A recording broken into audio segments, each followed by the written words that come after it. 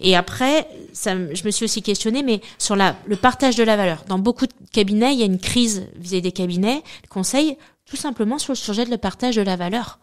En fait, ce sont des cabinets où il y a des associés, les dividendes remontent, qui travaillent beaucoup, qui empochent beaucoup. Je pense que ça vient questionner aujourd'hui le partage de la valeur. Ce que les freelances ont bien compris.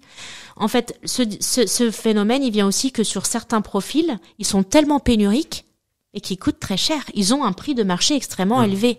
Qu'est-ce qu'on vient chercher chez eux? La compétence. Aujourd'hui, c'est bien la compétence qui est l'asset des gens. C'est ça qu'on valorise. Et plus j'ai une compétence rare, plus elle vaut cher, plus ma valeur de marché augmente. C'est pas moi en tant qu'individu, c'est c'est moi, mais c'est les compétences que j'ai. Et je pense qu'aujourd'hui, beaucoup de gens vont vers le freelance parce qu'en fait, ils ont l'impression que leur compétence est mieux valorisée. Ils vont pas la monétiser de la même manière.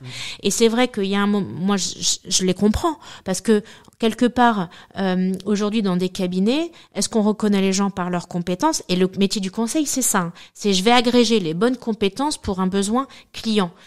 S'il n'y a pas un juste partage de la valeur dans le cabinet de conseil, moi, je comprends que les gens disent, je vais aller vendre directement, moi, ma compétence au client.